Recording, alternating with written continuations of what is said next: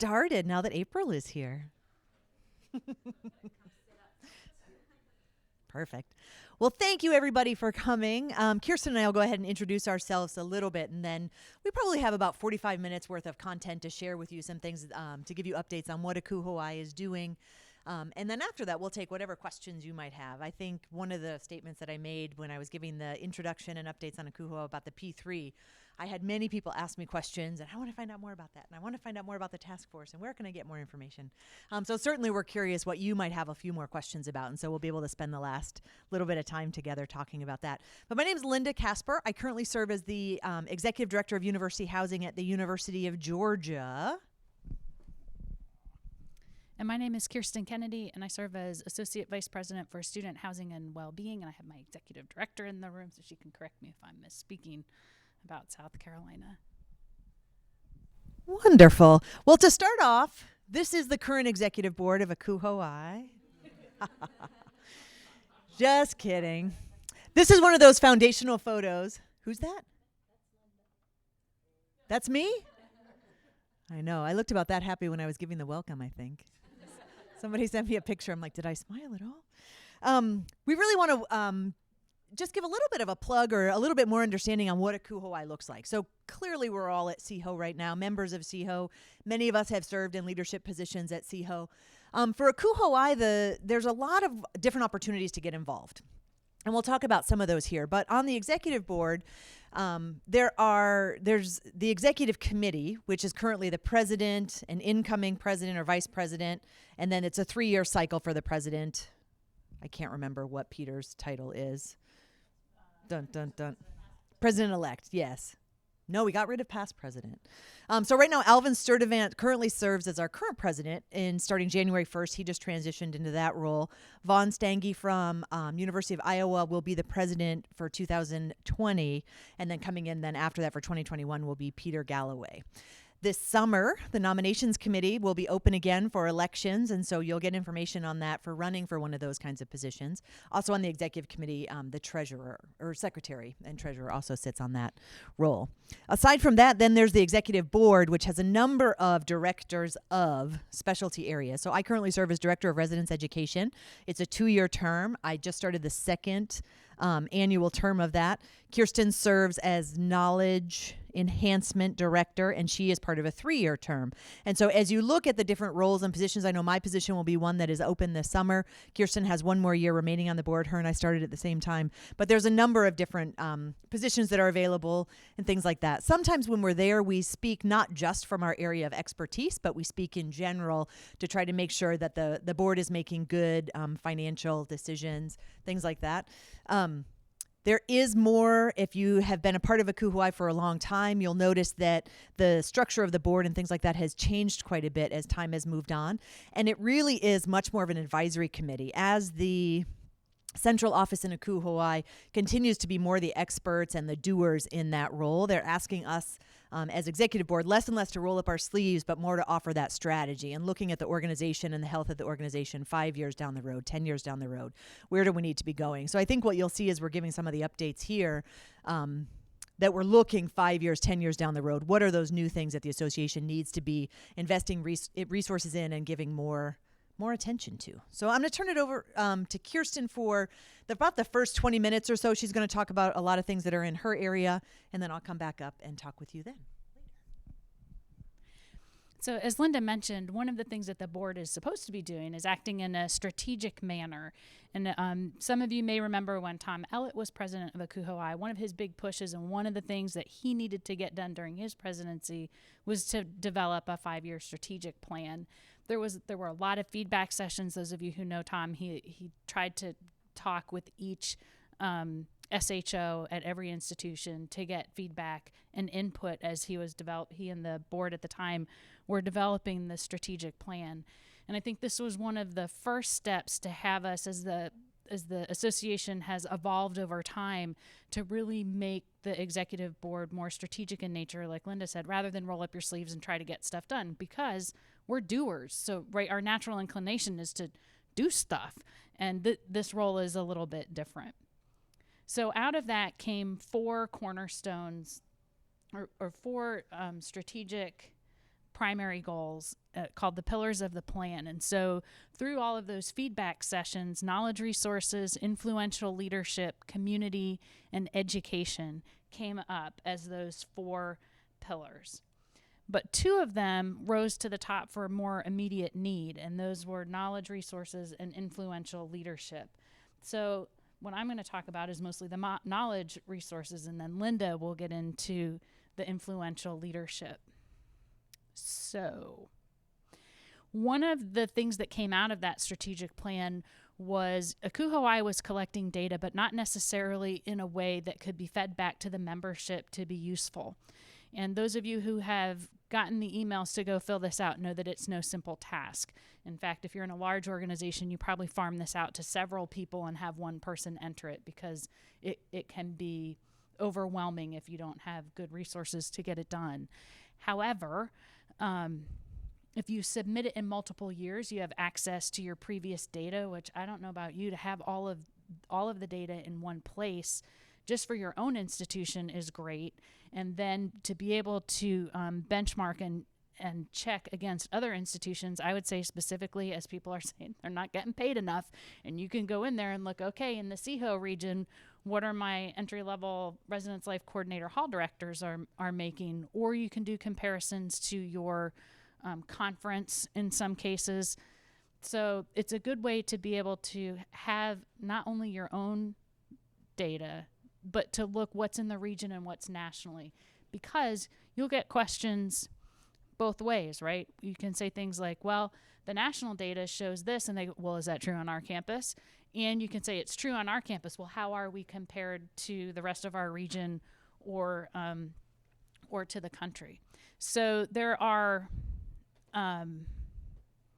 different parts to this. Okay, so 364 institutions from around the globe, and 16% of all the member institutions in the United States participated. I think we would like to see that number move up some, because the more data we have in there, the better the comparisons and benchmarking become. If it's only the large schools entering, or only schools in Georgia, I don't know, but whatever it is, you want to make sure that you've got a good base for where the data is coming from. So there are different, if you're not familiar with it, there are different parts to it. There's a residence life section, residential services, which is, you see, dining services and conferences, the business operations side, the facility side, and then compensation and benefits. So when you enter all of these things, you have the ability to then go in, as long as you finish more than half of it and you get reminders. You do get reminders, then you can have access to it. There are different levels of access. There's the basic access where you get 2 filters. You can check in your region, and then you can control for one other factor. And then if you're willing to put some money into it, and this is not necessarily it's expensive is what I'm trying to say. This is if you want the premium, the custom filters, and the premium access, that does cost more money. But I can tell you that in my own work, we've used it for a number of things, especially as it relates to compensation, because I don't know about you guys, but clearly this is an issue for me, but we're not paying enough. We're not competitive enough. We have vacancies. If only we paid more. And that's not the only aspect to compensation. You can go in and check out what some of those things are. This is what the charts and graphs look like that come out of there. And I want to put a plug in. So in my knowledge enhancement director area, I have a number of committees, and Campus Housing Index is sort of a recent development, like within the last 3 years. And one of the things that we are missing from the membership is an advisory committee to help guide us on how the Campus Housing Index might be improved. Are there other questions that you want to see, questions that are not relevant? Overall, how is it administered? Do you want to see a different cost structure for it? Those kinds of things. So Ray Gasser is currently the chair of the Campus Housing Index Advisory Committee, and I would really encourage you, if this is something that you're interested, to try to get involved, because right now we have Ray and the chair-elect, David Berland, and that's the committee, so we could use some more advisors in that role. Okay. The research committee is also in my area of responsibility on the board. And so there are 3 areas that the research committee is particularly interested in. Any research on public-private partnerships, not only on the cost side, but especially on the student outcome side. Are there differences in the ways that students are affected by their residential experience if it is constructed by a private partner, constructed and operated on the maintenance and custodial side? Is it different if the private partner is doing the assigning process, the billing process, and trying to understand what the different experiences for a student who's in that facility compared to one that you are operating. Student success in the residence halls. Anyone who went to State of the Profession last year, there was some emerging data that actually living in a residence hall may not make the academic difference that we think it is. So we probably need more research in that area. We've been relying on historical data and research that we need to be able to double check. Is that still true today? And again, is it true on your campus? But if you knew what the trend was nationally, then you might have a way to take a look at that again on your own campus.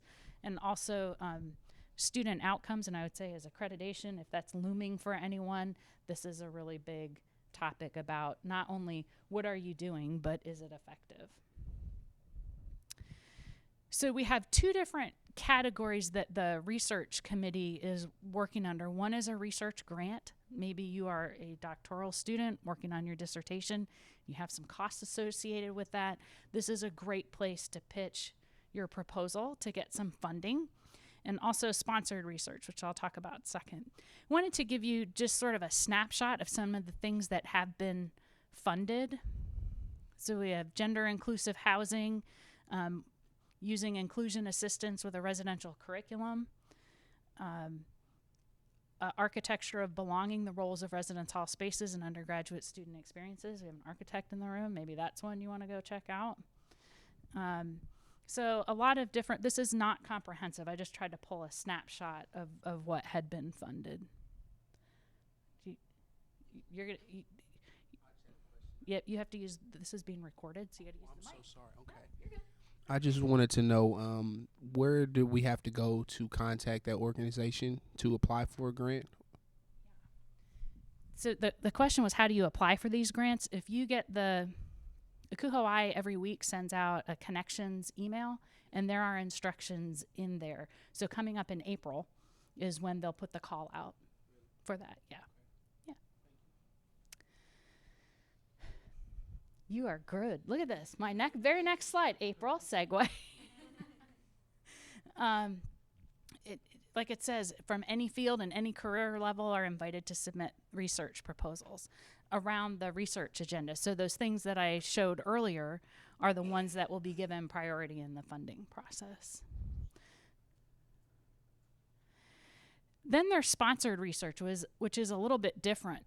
2 years ago, I believe ACUHO-I entered an agreement with the National Study of Student Engagement, or NSSE, and wanting to get that to be able to combine that with some campus housing index data. So Sherry Woosley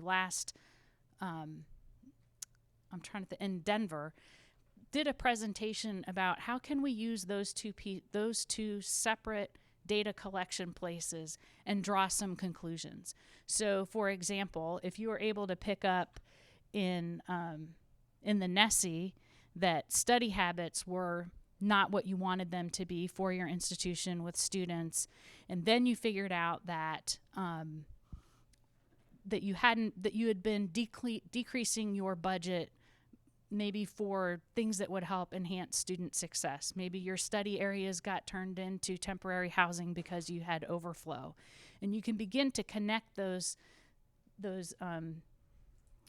several dots to make a different story than if you only looked at one. That's not a very good example, I don't think. But maybe you could look at what about student satisfaction in the residence halls, and then you look at what is your student to staff ratio in those buildings, and is there a relationship there? So you're looking to take data from two different points and help create a story.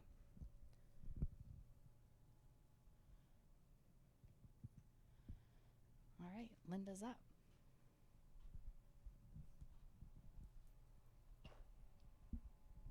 Don't want to trip on anything. So as we create that story, then we have to make sure we can disseminate that story and make sure that it's still being responsive to the needs of the association and what that might look like.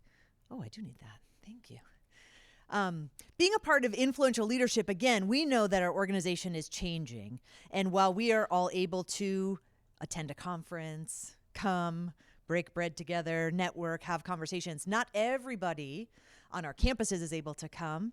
And a lot of campuses also aren't able to participate in this way, particularly when we look at the I in ACUHO-I. And what are we doing outside of the U.S.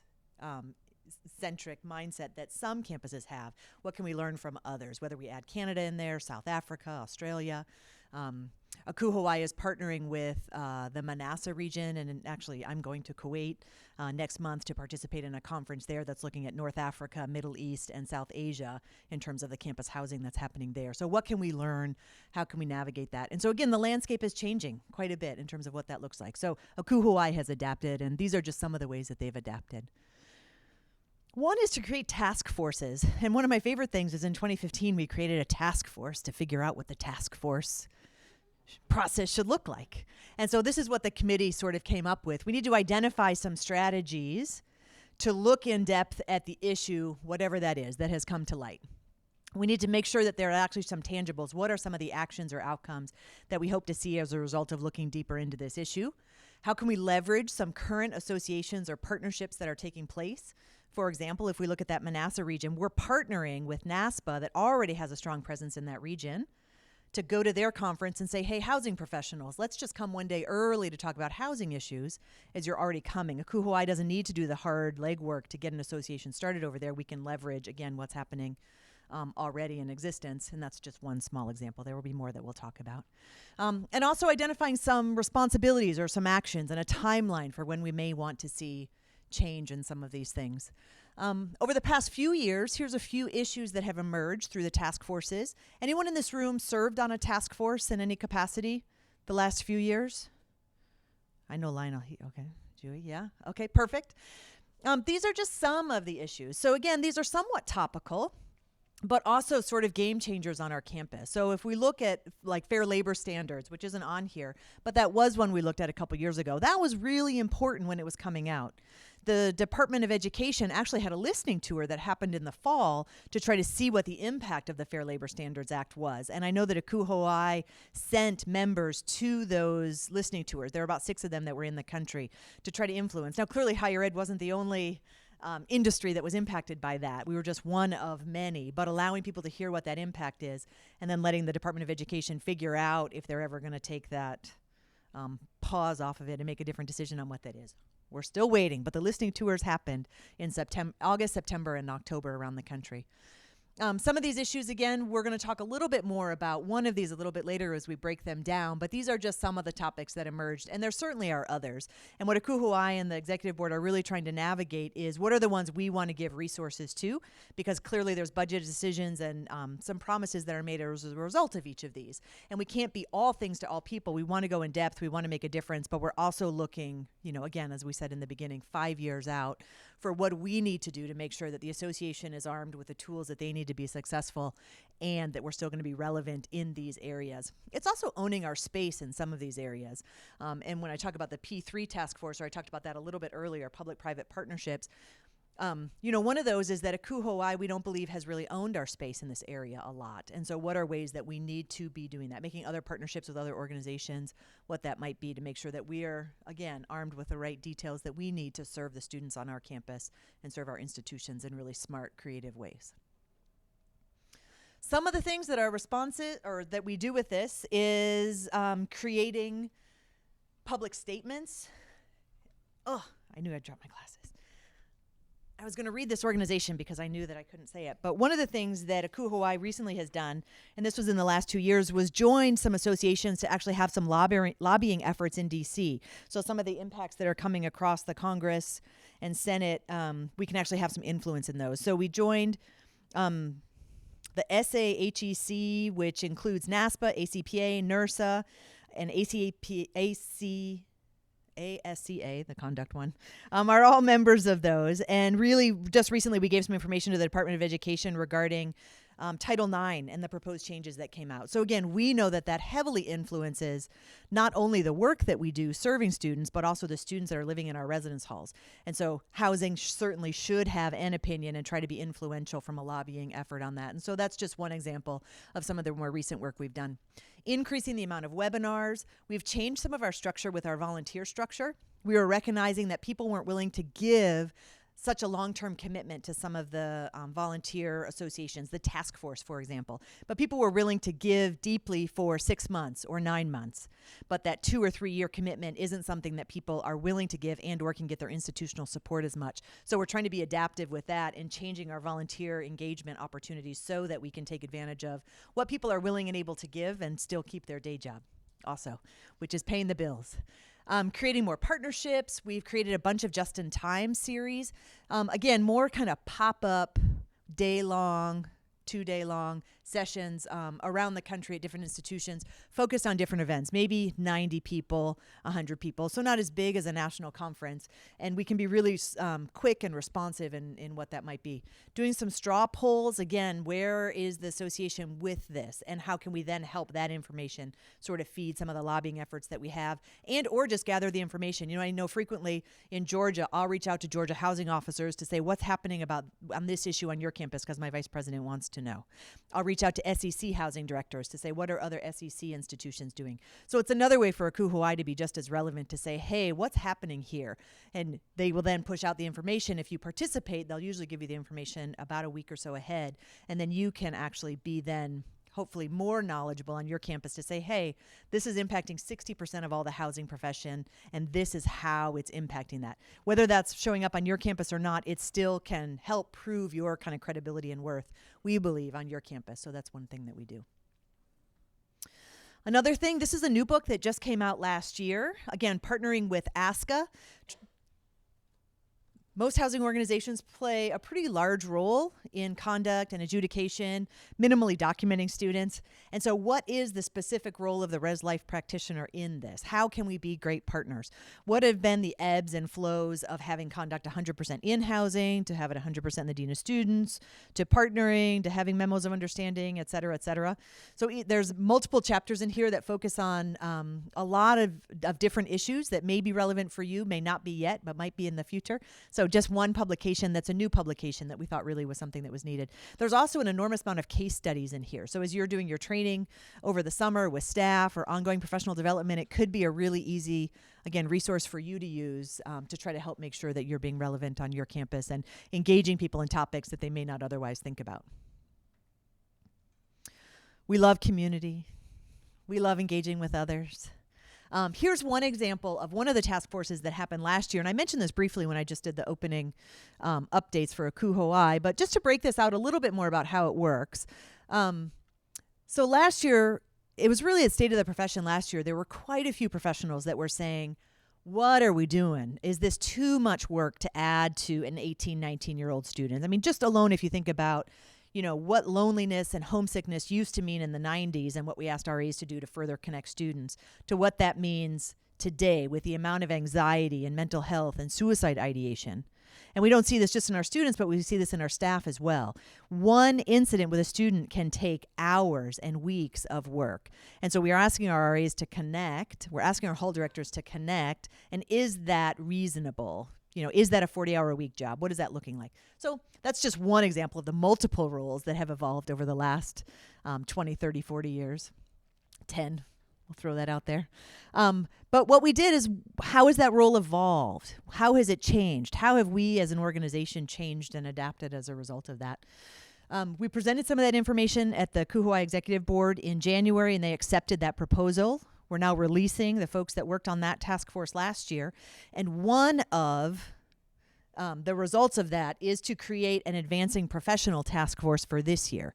So again, we looked at student staff, undergrads, and we looked at professional staff. What we found is that there's already quite a bit of work being done in the student staff, and that there really needs to be more creative work done in the hall director staff. So at least right now, where we're giving resources is more in that professional entry-level role. Whether we call it a hall director, res life coordinator, CD, whatever we might call it. So again, this year we're going to look a little bit more. How can we enhance the engagement, visibility, and professional development opportunities for advancing professionals? I think that's one thing at ACUHO-I, also trying to be responsive, is sometimes people, when they're younger professionals, don't maybe necessarily see their career path or professional development path addressed as much through ACUHO-I. So again, trying to be responsive to the needs of the organization and what can we do to further enhance that. Increase awareness of tangible opportunities for involvement and advancement in the volunteer leadership pipeline. How do we get people connected right away? If their voices are not represented, if it's just Kirsten and I that are on committees, well, they'll be great, right? They'll be awesome. But we know that we're missing it. So I haven't been an entry-level professional for a while. I don't know what it's like to be an entry-level professional in 2019. I need entry-level professionals there so that they can more holistically represent the kind of the breadth and depth of all that we're doing to make sure that our product is really the best that it can be. So just one example there. We also have the online community. Is anybody in this room not a part of the online community? Okay, we're going to sign you up after. So if your institution or organization are a part of ACUHO-I, which is an institutional membership in that way. So, like organizations, you have to sign up as an individual if it's a NASPA or an ACPA. But here, as long as your organization is an institutional member, I'm at the University of Georgia. Everybody at the University of Georgia already has full membership and access to this. By creating an online profile and signing up for different online communities, that you can then become engaged and a part of it. It's great. Sometimes on some days I will just simply read what are those hot button topics, what are people trying to get information on. Sometimes I'll send information right to that individual if they're asking for a job description or more information on what somebody's doing. But more often than not, people reply in the public forum so that you can sort of follow the trend. What's really helpful about that is if you don't know what's happening, you can go in there and search, and maybe somebody talked about that 6 months ago before you were on. You can get some information. It might be enough for you to be informed. It might also be enough just to give a contact and reach out to that person to try to find more information. So again, as we're relying more on social media, this online community is really great for gathering a whole bunch of information. Sometimes what you'll see also, the longer you're on it, you'll see that some topics sort of come up again and again, and that's good because there's always new voices that are in there at any opportunity. But sometimes people will also say, hey, there was a conference presentation on this. Go here and look up this information. Or, hey, we just talked about that here. Here's the link to that bit of information. So it's a really good resource, particularly for those folks who aren't able to engage more actively in the association. Education. Again, influential leadership through education. More and more, you may have seen additional and new opportunities be created over the last few years. So we have knowledge domains, and we're trying to make sure that we're addressing knowledge domains throughout one's professional career. And so what somebody might need to know, if it's the same information, say it's budget management, what you need to know as an entry-level professional is critical. What you need to know as a mid-level professional is also critical, but may be different. And what you need to know as a senior housing officer is even more different. They're all critical for what that might be. Budgets are bigger, but also the skills that you need to navigate those budgets, the politics that you need to navigate those decisions is different. And so navigating that is really very important. And so we tried to do some different series. The Mid-Level Managers Institute that's happening in April. This is the third year that it's happening. That didn't happen before. You know, for many, many years, ACUHO-I has had the National Housing Training Institute. Started in the great state of Florida in the 90s, was at the University of Georgia for many years, was also at the University of South Florida very recently where I got to work with it. And this year it's starting a 3-year stint at Texas Christian University. And so that's very exciting. The senior housing officer also has been an every other year system, but mid-level, we were just missing it, and it didn't make a lot of sense. And so trying to figure out what that might look like. Oh, there we go. Las Vegas. I think it's sold out also. I think there's a waiting list right now for going to that. So clearly there's a need and there's a demand for what that might look like, which is really, really good. Another one that is happening is the Professional Standards Institute. Again, this used to happen every other year. It's recently moved to be every year, but it's looking at a couple of different things. So what do you need to know to look critically at an organization? It sometimes can train you to be an external reviewer because sometimes on your campus you need an external voice to come in and say what's wrong, or your vice president or president might need that to be able to give the resources to actually implement change. Sometimes your voice being a local person isn't enough. So this can train people to be more kind of critically trained for what are those best practices? How do I take what the standards are that ACUHO-I has a committee and works on, and actually adopt those out in real life to see what that might look like. Yes. So is there a list of individuals who completed this class if you're looking for an external reviewer? Lionel, that is a great question. Yes, there is. Well, it's in my area. We're moving away from that for a couple of reasons. One is there's no quality control in terms of who goes through. So if you have a hall director who decides to go and has 1 year of experience, is that somebody we want to put out on a list to do an overall program review?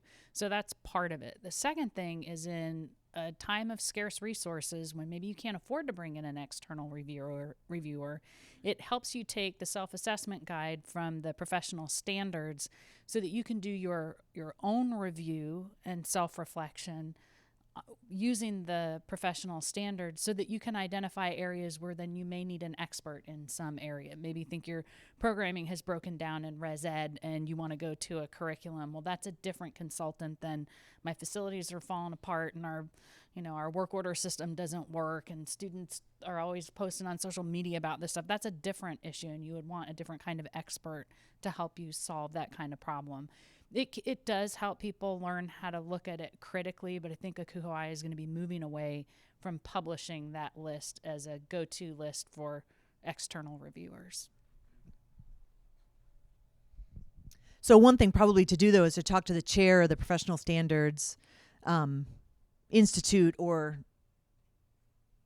the group that puts it together, to try to maybe say what your concerns may be, and maybe they can make some recommendations on what that might look like as well. Yeah. Great. We went to that in 2009. It's great.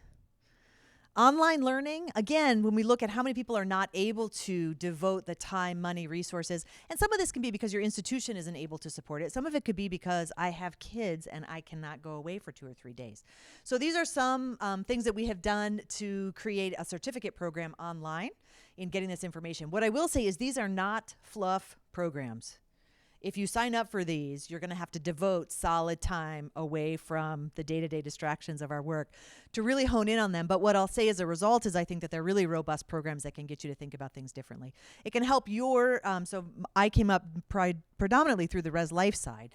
Looking at occupancy management is a huge part of my job right now. And so how do I learn those skills? How do I learn what the questions are to ask?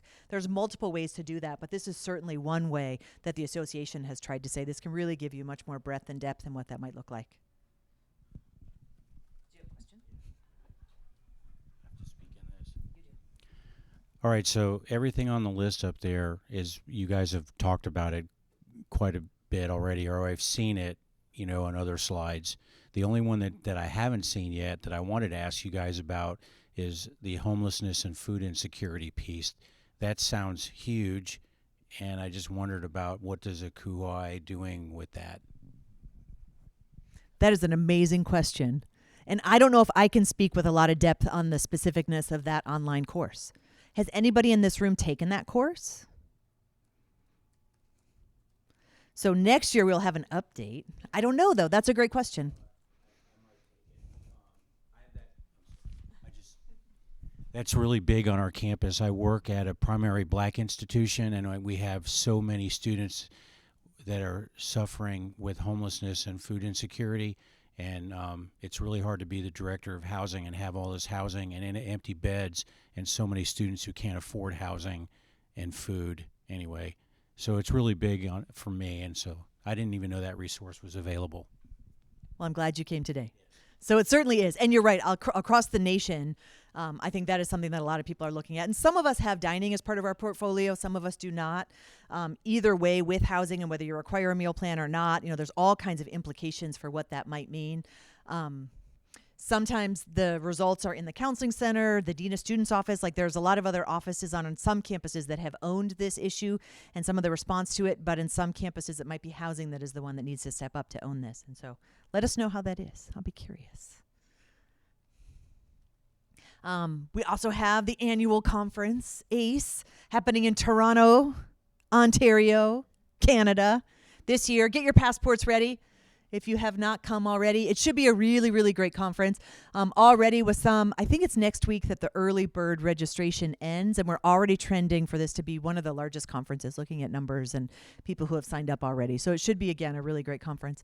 Anybody presenting at that? I know conference presentations.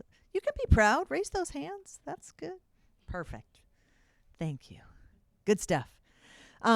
And also there's the fall conference series, which sometimes the ACUHO-I conference is usually about 1,500 to 2,000 folks. Huge vendor area for that. So again, to find new products, new vendors, new people doing similar things, connect with people all in one spot. ACE, or the annual conference and exhibition, is really good to do that. There's also an October series that has 3 conferences. One is an academic initiatives conference. It used to focus solely on living learning programs. It is now expanded to be all academic initiatives, including living learning as one of those kinds of things. There also is a conference on facilities that partners with APA. So that's a great connection of the long-standing partnership that ACUHO-I Facilities has made with APA to make sure we're meeting those needs. And then also a BizOps conference, or business operations, for other folks. Those conference series usually will be, 300 or less people, and so it's a nice opportunity, again, to have depth of conversation around any one of those topics. And that's it for our presentation. So now we're going to open it up to more questions, and we can certainly go back to any slide that you might want. Yeah. Do I have to be a housing officer to be involved with your organization? Maybe. So you have to be working for, it depends. So if your university is a member, then you have to be somehow on the list, and the senior housing officer would have to approve you on the list. So in my institution, there are some faculty that teach in the higher ed program. There are some student affairs partners, living learning partners, others on campus that have a connection to the learning that happens in the residence halls. So they're not necessarily housing officers in their day job, but they are still active members. My vice president is a part of that. And so again, everyone is able to get access to all of that online information that was shared in that way. There's also P3 partners. I know from vendors can be a role in what that might look like, different rules around voting and things like that, different membership rates. But you can look online on the ACUHO-I website to figure out how to be a member of the association.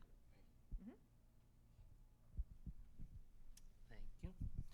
So I had a question about the index, the housing index, because I've seen it a couple times, and I can't remember the pricing structure it was, but is it priced on the number of students in housing that you have? And how does that work? Because I imagine, my institution probably can into that, but other institutions may not be, and as much information as we can. Okay, because if it's online and all that, and the pricing structure, then that's fine. I just didn't know if we thought about those pieces. Yes. I know that at the University of South Carolina, if I wanted to access that in the in-depth way, it was $1,200. So I was weighing, is this a big enough issue that I want to be able to spend that money to dig deeper? And for me, so far, the answer has been no. I have an assessment person on my staff who's well versed in how to manipulate that. And if you take the time to go in there and figure out what's in there and how to stack your filters, I've been able to find everything that I've needed so far. Yeah. Also, with the Campus Housing Index, we know that it's only as good as people adding information. And so if you add information, that is free. And if you answer more than 50% of the questions, then you can access a great deal of the information.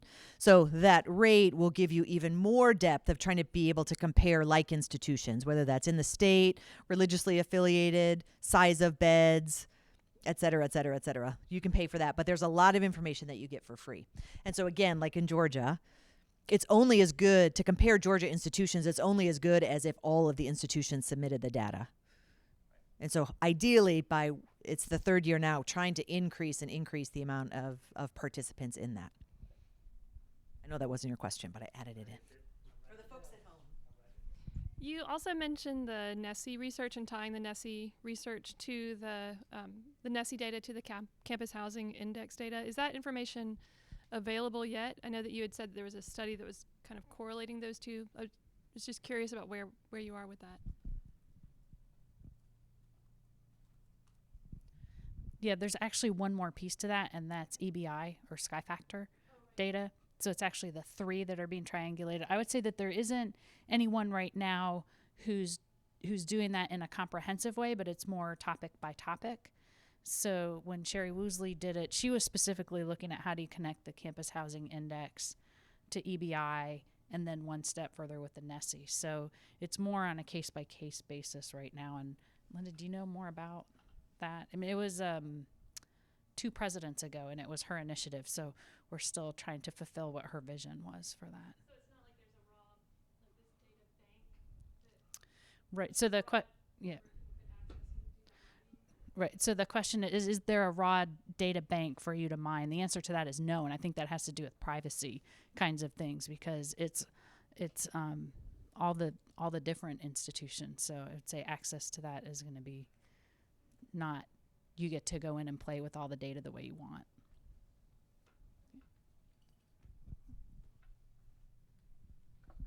So, Linda, you touched on this a little bit, but I'm curious if you could expand on the I portion of ACUHO-I and what objectives you guys are working towards to build synergies with other universities abroad. Yeah. So there's multiple things that have been in existence for a long time, and then I'll talk about some of the new ones. So for a long time, ACUHO-I has partnered with the country of South Africa to do the South African Housing Training Institute, and sending some faculty to that annual event, while also ideally it's going to be something where we help set that up to bring some best practices, but then the South African faculty will take that over in their own way. ACUHO-I recently has been partnering more with CUBO, which is the British version of college and university business officers, sending people to that conference, participating. They, you may have seen, if you remember the online community, they have a study tour that's pretty active. Actually went on that study tour in 2016. It was fantastic. Looking at how they build residence halls in the UK was fascinating. Not only for how does this, are there any things we can borrow to bring to the U.S., but also as international students are coming, what are their expectations for what we provide in terms of bathrooms and things like that? In the city of London, I got claustrophobic. Every room was so small. I was like, I can't breathe here, so small. But that ensuite idea is how everything was built, and the shared suite and kitchen for 12 people and things like that. I mean, it really was doing much more with that community than we were doing, and how, anyway, it was fascinating. So CUBO is one with the UK. The Global Housing Training Institute was something that just started in Australia this past year. That was something I think we had 10 professionals come. We had faculty from around the globe that went to that. ACUHO-I has also been doing a number of, and I'm going to forget the name of them, maybe Kirsten can help me out, but going to do sort of special training for leaders in a certain country. And so I know that Deb Schmidt-Rogers, who was our president last year, went to Italy to do a housing training summit or something like that, with what that might look like. Manassa, so again, this will be the fourth year that we've gone to be a part of the Manassa region. So looking at professionals, again, North African, Middle East, and South Asia regions for what that might look like. So really trying to increase that more and more, and know that I think as we become more international, it's not just how do we take the U.S. idea and sell that abroad. It's how do we influence through all of the work that's happening internationally into the work that we're doing right now. So that is a constant conversation that we have, not just because one of the directors on the executive board is global engagement, but what does that mean when we're talking about the task force? Are there any members from other countries on what that might look like for any of those task forces and what that is? So really trying to own that. So we have made the commitment. It's an international organization. What are we doing? I think going to Toronto this year, having our conference out of the state. I know there's some people are saying like, oh, I can't go or I have to get a passport. But that's true for the rest of our organization annually. And so again, it's okay to push that a little bit. It might not be every year it's in another country, but certainly now and then, it makes sense for it to be elsewhere.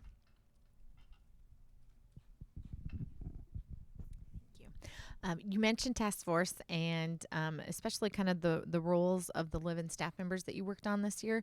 Where can we find kind of that data? Like, how did you kind of collect, and then how are you all going to disperse?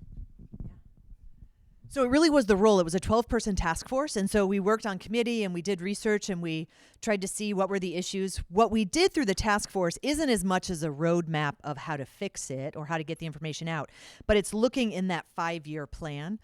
Presented it at State of the Profession, actually. And so folks who were at State of the Profession got to see where we want to be by 2025. I think the association responded, that's not fast enough.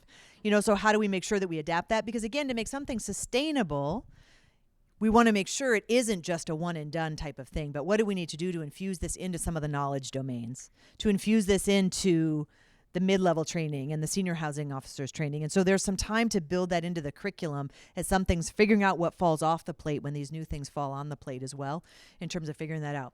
That's not really an answer to your question. The short answer is I don't know. Maybe we can suggest that we do a webinar for people who are interested just to try to talk about that a little bit more. Could be something that I'm hearing that people might want to learn more about for all of the task forces, that just being one of them. Thank you. Linda, you mentioned the online learning courses. With that kind of taken in consideration, are those, is there a cost associated with them? Is it kind of a learning module where you work on your own, or are you with a class? Kind of how are those run? That's a great question. Majority are work on your own time at your own speed. So they're not really cohort type classes. There is a cost associated with, I believe, all of these. And partly is because we paid the experts who created the content to try to make that happen. So it isn't something that somebody did just as an add-on to their day job, but actually we wanted it to be mindful, to be researched, to be best practices, to really be grounded in something in that way. And so there is a cost associated with those. We have about 8 minutes left. I have two additional research questions.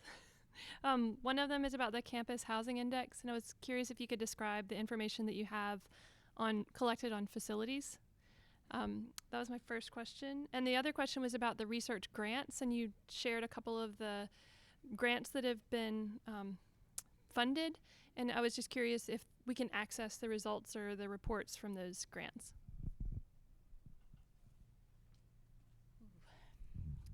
Facilities data has things like how many square feet do you have, what's your cost per square foot to operate, how many staff do you have your own facility staff, do you have a different facility staff, how much money in your budget do you have for allocated to that in the budget section, so you could get at that kind of information. If you go into the salary portion, you can find out how much do the custodians make, how much do the maintenance workers make, those kinds of things. So it may not all be packaged neatly into the facilities questions. You may have to expand out into other areas of the Campus Housing Index to be able to get to that information. But it's not a lot of programmatic information about space use? It is not. And like unit type and that kind of thing? Yes, unit type is in there. Yep, unit type is in there, but not what. Yes, unit type is in there, but if you're looking for how much space is allocated in lounges and that kind of thing, that level of detail is not available in there. And the second question was the results from the funded studies. So there is a strong encouragement, because when ACUHO-I invests money into something like that, we would also like them to publish it in one of the ACUHO-I forums, whether that is a more practical piece in the talking stick, would encourage them to apply to the Journal of College and University Student Housing, JCUSH, as a way to do that. So strong encouragement to publish in the places that helped you do your research.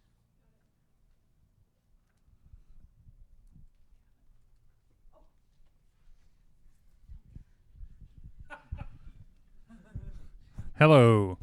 My question is for the online learning courses. If SEAHO wanted to give a scholarship for someone to take one, does the institution have to be an ACUHO-I member to take that online course? If I look at it as a way to potentially maybe give a resource to a school that just will never be able to get to an ACUHO-I. So I have been thinking about our legacy fund and grants and don't know the answer myself and may have stumped you, but I don't know. You have stumped us, but it is an amazing question. Maybe you also need to pay for them to become a member. No, just kidding. Just kidding. Just kidding. Just kidding. We want to be good stewards of money. Let's try to find out the answer to that question. It's a great question.